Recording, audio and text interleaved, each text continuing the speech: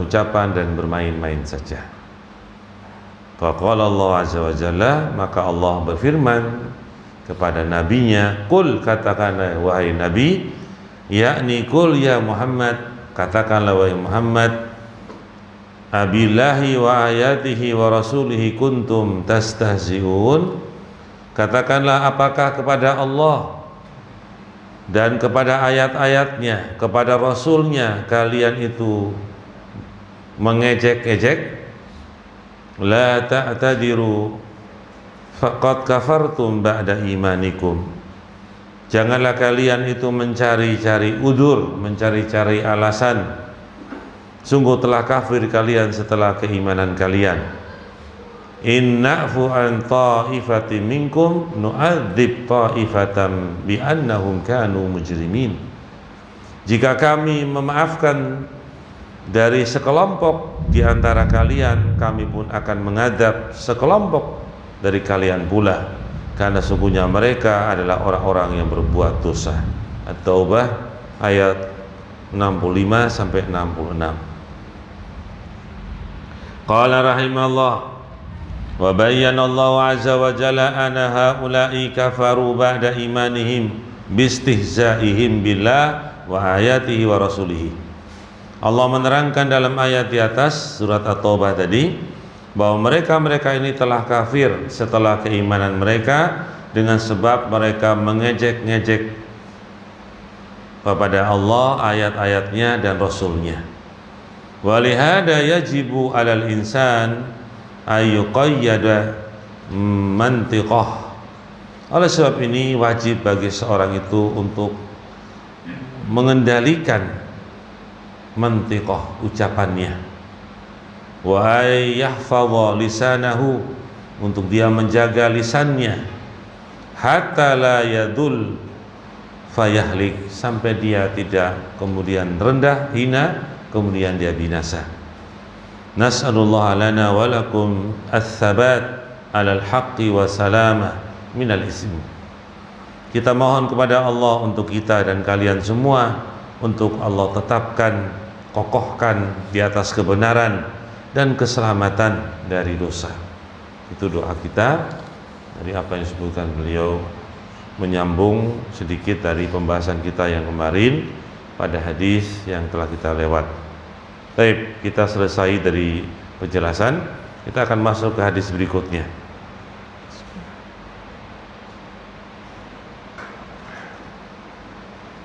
Qala rahimahullah, berkata penulis Al-Imam An-Nawawi rahimahullah ta'ala, As-Sani Ashar, hadis yang ke-12.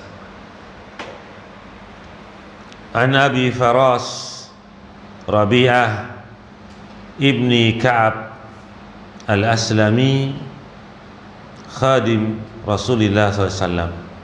Dari Abi Firas Rabi'ah ibni Ka'ab Al-Aslami, dia adalah pelayan Rasulullah SAW.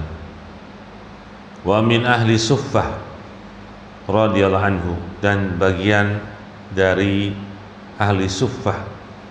Ahli Suffah itu adanya ahli Suffah ketika terjadinya hijrah orang-orang dari Mekah, muhajirin, kepada kota Madinah, yang mereka kemudian tidak memiliki tempat tinggal.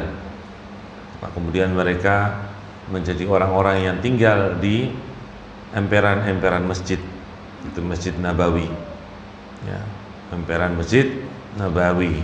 Mereka tinggal di sana dan itu diberi izin oleh Nabi Muhammad SAW. Mereka disebut dengan Ahlus Suffah. Mereka diberi makan, mereka diberi susu, diberi minum dan seterusnya oleh penduduk di kota Madinah. Paham itu ya? Jadi itu Ahlus Suffah namanya.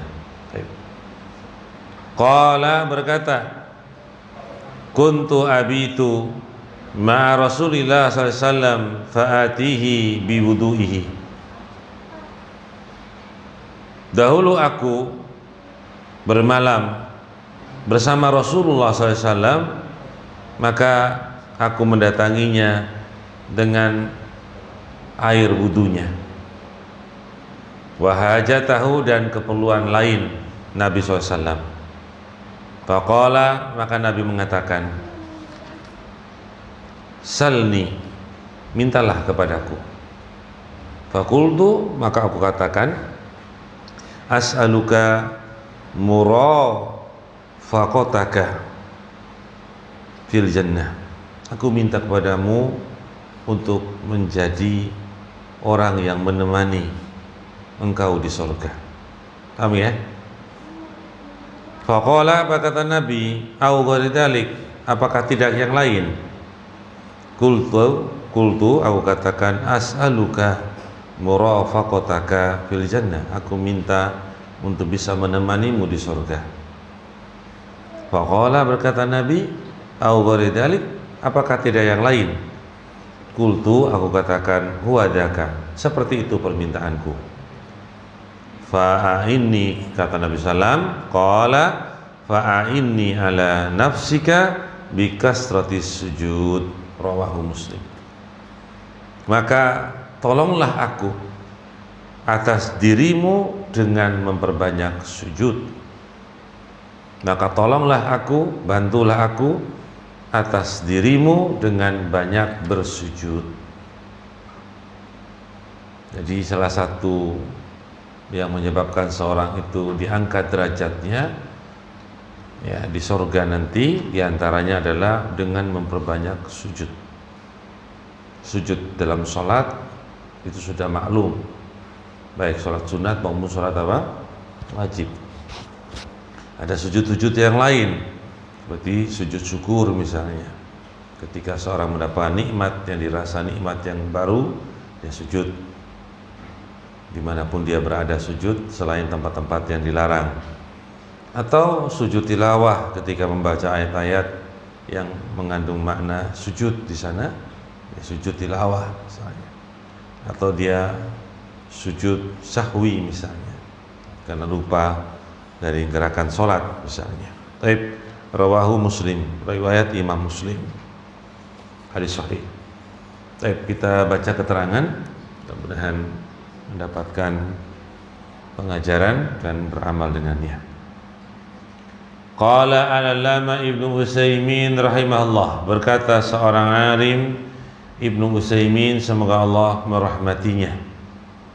Qala al-muallif, berkata penulis hadis rahimahullah taala, fi manaqala an Rabi'ah ibni Malik al-Aslami radhiyallahu an, ketika beliau menukil hadis dari seorang Rabi'ah ibni Malik al-Aslami, semoga Allah meridhai beliau. Wa kana khadiman, dia dahulu seorang pelayan li Rasulillah SAW, untuk Rasulullah SAW. Walladzina yakhdimuna an-nabiyya SAW minal ahrar adadun, dan orang-orang yang pernah atau orang-orang yang melayani Nabi itu banyak, dari orang-orang yang ahrar, orang-orang yang bebas ya, itu jumlahnya beberapa. Minhum, diantaranya Rabi'ah ibnu Malik. Ini diantara riwayat ini, Rabi'ah ibnu Malik juga pelayan bagi Nabi. Wa minhum, diantara mereka pula Ibnu Mas'ud, itu Abdullah bin Mas'ud radhiyallahu anhu, juga pelayan bagi Nabi Muhammad SAW. Kemudian walahum asyaraf bi khidmati Rasulullah SAW, bagi mereka ada kemuliaan dengan melayani Rasul sallallahu alaihi wasallam. Wa kana min ahli suffah, dan mereka dan orang ini, itu Rabi'ah ibnu Malik, adalah orang yang termasuk ahlu suffah. Itu orang-orang yang berdiam diri di masjid atau di emperan-emperan masjid, yang memang Nabi SAW itu memberikan tempat pada mereka dan memberikan makan pada mereka dan seterusnya. Itu namanya ahlu suffah. Wa ahlu suffah rijalun muhajirun hajaru ilal Madinah wa laisa lahum ma'wa. Orang-orang ahlu suffah itu adalah para lelaki yang mereka berhijrah ke kota Madinah. Mereka tidak memiliki ma'wah, tempat kediaman. Fawatanahum an-nabi alaihi salatu wassalam fi suffah fil Masjid Nabawi. Kemudian Nabi menempatkan mereka di suffah, yaitu tempat tinggal di Masjid An-Nabawi. Wa kanu ahyanan yabluguna ats-tsamanin. Terkadang mereka jumlahnya itu mencapai 80 orang. Terkadang mencapai berapa? 80 orang. Wa ahyanan duna dzalik, terkadang kurang dari itu. Wa kana as-sahabah radhiyallahu anhum ya'tunahum bi ta'am wal laban wa ghairiha mimma yatasaddaquna bihi alaihim. Dahulu para sahabat yang lain, semoga Allah meridhai mereka semuanya, datang ke ahli suffah ini dengan membawa makanan, membawa susu dan selainnya yang dari apa-apa yang mereka bersedekah dengannya atas ahlu suffah. Itu ya, kehidupan demikian ya. Jadi kalau kita mau bersedekah, silakan kepada orang-orang yang mungkin tinggal di masjid atau mengurusi masjid ya, bagus ya. Itu bagus sekali. Itu perkara yang baik ya, perkara yang membawa kita kepada kebaikan dengan amal soleh, mendapatkan pahala di sisi Allah dan seterusnya. Wa kana Rabi'ah ibnu Malik yakhdimu an-nabiyya sallallahu alaihi wasallam wa kana ya'tihi bi wadu'ihi wa hajatihi. Rabi'ah ibnu Malik al-Aslami melayani Nabi SAW dan dia mendatangi Nabi dengan membawa air wudu juga keperluannya Nabi SAW. Al-wadu dengan dibaca wa dengan fathah itu al-ma'a alladhi yatawaddau bihi, air yang dipakai untuk berwudu dengannya. Al-wudu dengan waw didomahkan, yang kita sering menggunakan kata wudu itu bidham, itu fi'lul wudu, perbuatan wudu itu sendiri. Jadi kalau al-wadu itu alatnya, itu airnya. Kalau al-wudu itu perbuatannya. Itu kalau dibaca dengan dua bacaan. Bisa dibaca al-wudu, bisa dibaca al-wudu. Tetapi dalam hadis ini dia membawa air, ya berarti dibaca al-wudu. Pakai wudu, pakai wa, pakai fathah ya. Baik. Wa ammal hajah, adapun hajah falam yubayyinuha. Tidak dijelaskan hajatnya apa. Banyak keperluan Nabi. Walakin al-murad, akan tapi yang dimaksudkan kullu ma yahtajuhu an-nabiyyu sallallahu alaihi wasallam ya'ti bihi ilaihi. Itu setiap apa yang Nabi membutuhkannya, maka Rabi'ah membawanya, mendatangkan kepada Nabi Muhammad sallallahu alaihi wasallam. Faqala lahu, maka Nabi pun berkata kepadanya, data yaumin, pada suatu hari, sal, mintalah, sal, mintalah, atau kalau bahasa yang lengkap, salni, mintalah kepadaku, min ajli ay yukafi'ahu an-nabiyyu alaihi salatu wassalam. Nah ini kenapa Nabi mengatakan kepada seorang Rabi'ah yang melayani beliau ini, dengan mengatakan karena sebab Nabi itu ingin yukafi, ingin membalas kebaikan dari seorang Rabi'ah. Itu penting bagi kaum muslimin, itu harus melihat seperti ini. Dia membalas, yukafi ahu an-nabi alaihi salatu wasalam ala khidmatihi iya. Nabi ingin membalas ya kepadanya dengan sebab hikmahnya dia, pelayanannya dia kepada Nabi. Li'anna Nabiyya sallallahu alaihi wasallam akramul khalqi, karena Nabi sallallahu alaihi wasallam manusia yang paling mulia. Wa kana yaqul, dahulu Nabi pernah bersabda dalam hadis, man sana'a ilaikum ma'rufan fakafi'uhu. Hadis sahih ya. Barang siapa atau orang yang menjalani kepada kalian suatu kebaikan, fakafi'uhu, maka balasilah kebaikan itu. Itu fakafi'uhu itu artinya sebanding. Asalnya itu kalimatnya sebanding. Kufu, orang mau menikah itu apa mas? Wah, sekufu, itu sebanding kurang lebih. Nah, itu asalnya. Tapi dalam hadis yang lain, kalau kalian tidak bisa, minimal mengatakan apa? Mendoakan kebaikan, mengucapkan syukron jazakumullah khairan katsiran. Itu minimal. Kalau tidak bisa membalas yang setimpal, minimal mengucapkan itu. Ya, kalau tidak bisa loh mas, kalau tidak bisa, kalau bisa jangan jazakumullah khairan katsiran saja, begitu loh maksudnya. Jangan milih yang ringan. Aku milih yang ringan saja. Nah, itu makanya kalimat tidak bisa itu harus ditekankan. Jangan sampai milih yang ringan-ringan aja. Enggak, maksudnya itu kita membalas kebaikan. Nabi itu ingin membalas apa? Kebaikan. Mintalah dariku. Kemudian fa'arada yukafi'ahu, Nabi ingin membalasinya. Faqala lahu, Nabi mengatakan kepada Rabi'ah, sal, mintalah. Yakni is'al, mintalah, ma buddalaka, harus, engkau harus minta. Ya. Baik. Waqad yatawaqqa al-insan anna hada rajul sayas'alu malan. Dan terkadang terjadi pada manusia itu bahwa laki-laki ini pasti akan minta harta. Ketika Nabi bilang sal, mintalah, berarti manusia itu berpikirnya apa? Paling minta harta. Karena memang pikirannya apa? Harta. Ya. Walakin akan tapi ya hamathu kanat aliyah, akan tapi keinginan Rabi'ah ini tinggi sekali. Ya. Qala, dia mengatakan, as'aluka murafaqataka fil jannah kama kunta. Aku minta kepadamu Nabi menjadi temanmu di sorga sebagaimana ya engkau itu berada di sorga.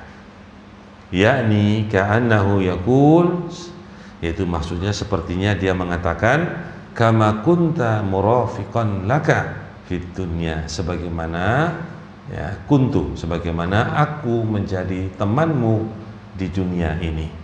As'aluka murafaqataka fil jannah, ya, dan aku minta kepadamu sebagai temanmu di surga. Qala au ghairi dalik, atau antum minta yang lainnya, yakni au tas'al ghaira dalik mimma yumkin an aqwama bihi, itu engkau meminta selain daripada itu yang memang mungkin untuk aku bisa menjalani dengannya. Qala huwa dzaka, kemudian kata Rabi'ah, saya minta seperti itu Nabi, menjadi temanmu di surga. Yakni la as'alu illa dzaka, aku tidak meminta kecuali yang itu saja.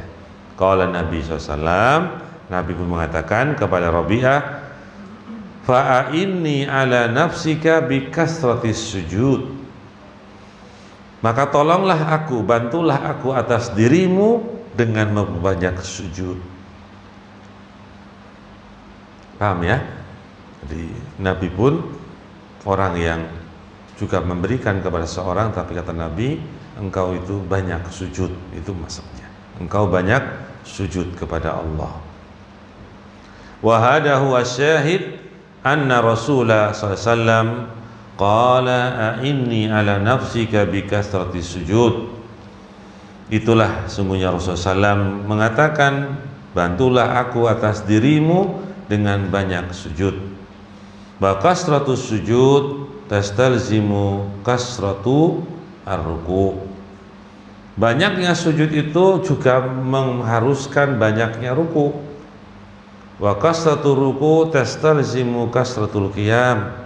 Banyaknya ruku juga mengharuskan banyaknya berdiri.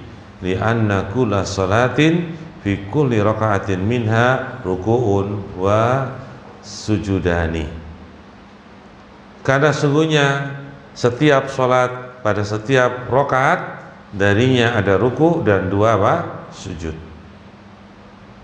Ada ruku dan dua sujud. Jadi kalau kita sholat misalnya ya, karena banyak orang tuh bertanya tapi kita tidak memberikan patokan di dalam, sehingga orang tuh bingung terus, kadang-kadang tanya satu, jawab ini, tanya lagi, padahal sebenarnya sama saja. Ustadz, kalau saya datang sholat bersama imam misalnya, saya mendapatkan imam sholat, saya sudah masbuk, kemudian imamnya kok sudah tahiyat 2 kali, saya ikut, kemudian saya harus tahiyat lagi yang ketiga karena saya harus melengkapi sholat saya. Gimana cara hitungnya kalau saya itu sudah mendapatkan 1 rakaat, 2 rakaat, 3 rakaat dan seterusnya? Caranya gampang saja. Kalau kamu seperti itu, jangan kamu melihat imamnya, tapi kamu melihat dirimu. Dirimu itu sudah dapat berapa rakaat. Kalau kurang, kamu sempurnakan. Cukup seperti itu saja. Gak usah melihat tahiyat-tahiyatnya. Kamu ikuti tahiyatnya oke, tapi kamu tetap melihat rakaat yang kamu sudah dapat. Caranya bagaimana? 1 rakaat itu hitungannya berapa? Orang itu berdiri, dia dapat 1 ruku, kemudian 2 sujud, kembali berdiri lagi. Itu namanya 1 kali rakaat. Nah, kalau kamu sudah dapat berapa kali itu? Kalau baru dapat 1 kali misalnya, kamu udah sholat maghrib misalnya, berarti kamu masih kurang 2. Lengkapi 2. Begitu caranya. Jadi ada yang pokoknya bingung gitu, gimana Ustaz? Dapatnya tahiyat terus 2 kali malah saya. Nah, kamu sudah dapat berapa kali berdiri? Kamu sudah dapat berapa kali kamu 2 sujud itu, dan seterusnya. Hitungannya apa? Berdiri, ruku, 2 kali sujud, berdiri 1 rakaat namanya. Nah, kayak begitu ya. Kemudian kita masuk di sini. Fa idza kasuras sujudu, maka apabila banyak sujud, kasura ar-ruku'u, banyak pula rukuknya, wa kasura al-qiyamu, banyak juga berdiri. Ya. Wa dzikru sujud duna ghairihi li'anna sujuda afdalu hayatin lil musalli. Baik. Penyebutan sujud di dalam hadis ini tanpa selainnya, karena sujud itu lebih utama keadaannya untuk seorang yang sholat. Keadaan yang paling bagus itu ketika sujud. Maka disebutkan dalam hadis ini Nabi dengan kalimat sujud. Fa inna aqraba ma yakunul abdu min rabbihi wa huwa sajidun. Sebagaimana dalam hadis yang lain. Maka sesungguhnya yang paling dekat seorang hamba dari Rabbnya ketika dia sedang apa? Sujud. Yaitu dia dalam keadaan sujud. Masya Allah ya. Jadi sujud ini. Maka Nabi mengatakan fa'aksiru ad-du'a. Dalam hadis yang lain, maka perbanyaklah kalian berdoa.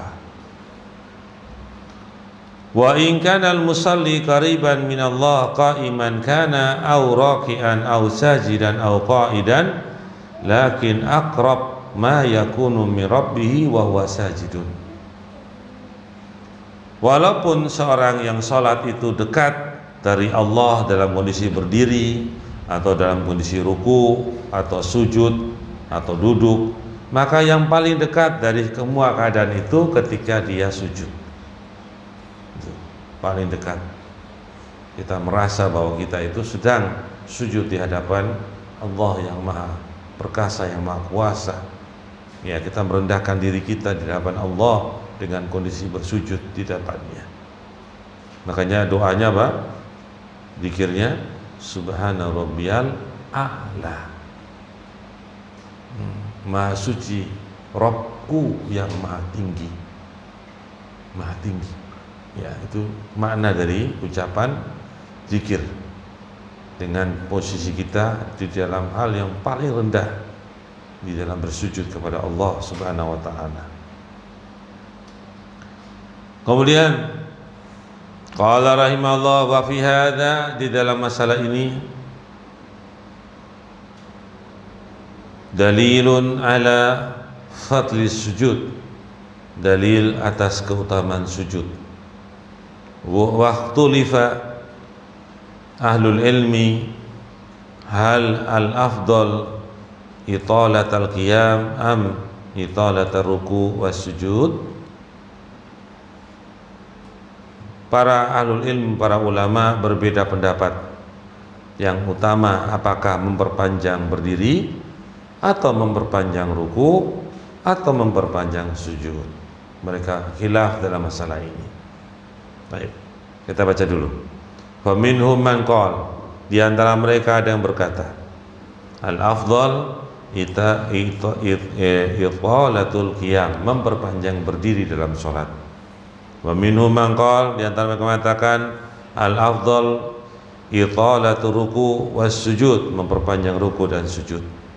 Was sahih, dan yang benar insyaallah annal afdal an takuna shalah mutanasibah wa illa fa innal qiyam bila syak ya atwalu minar ruku was sujud fi haddi datihi, lakin yang bagi ida atalal qiyam ayatilu wa ruku awas sujudah.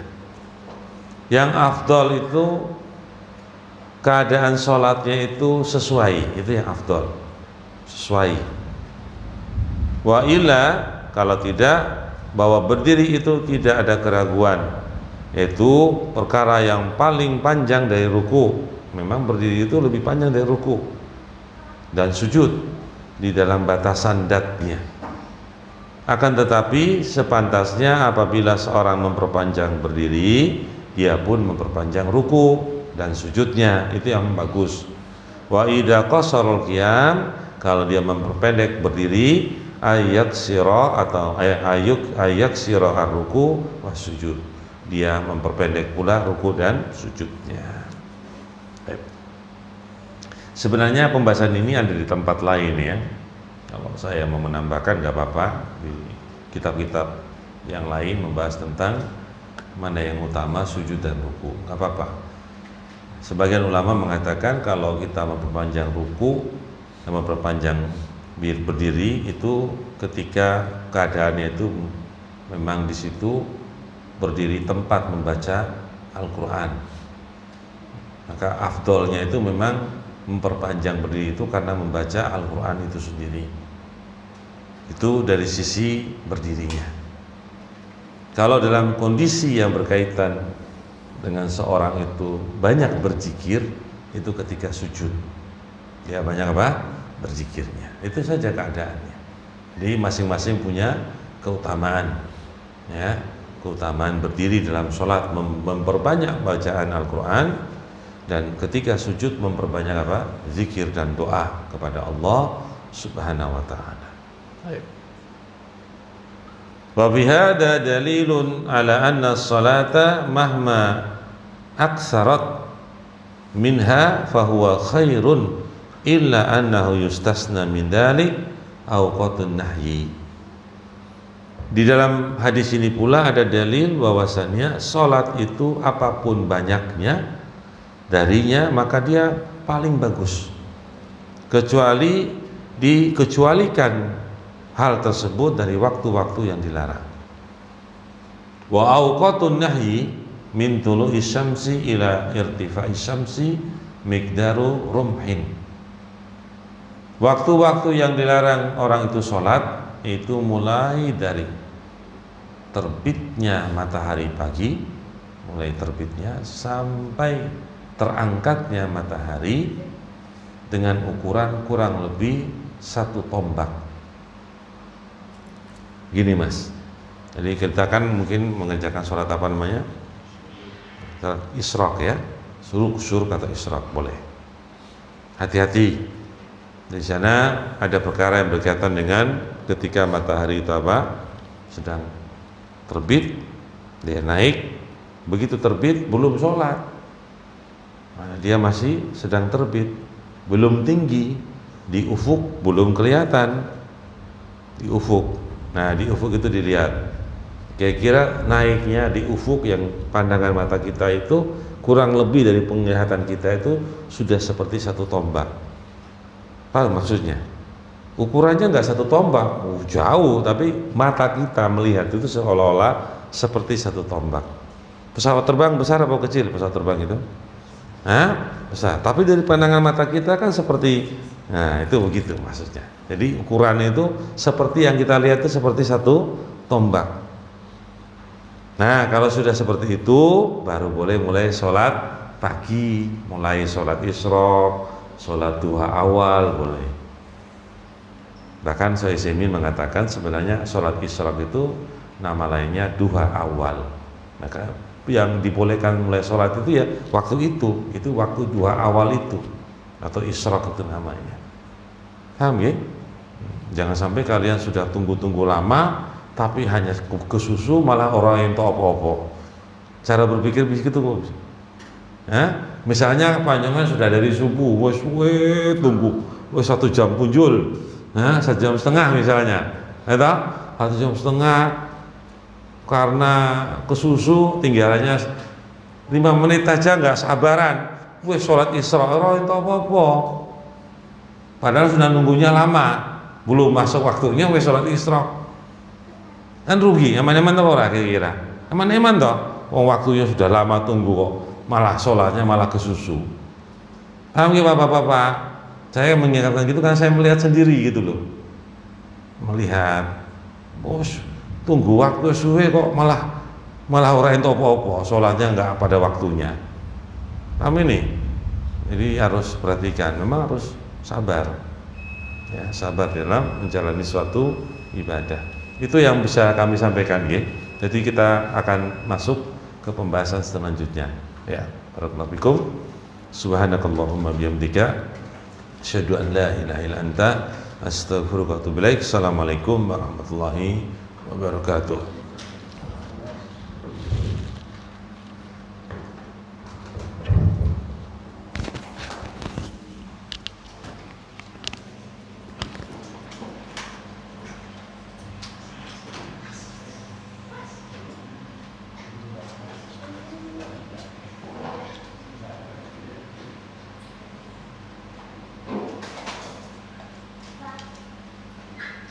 Lebih ke putri aja, si gorengan ya lebih ke putri juga.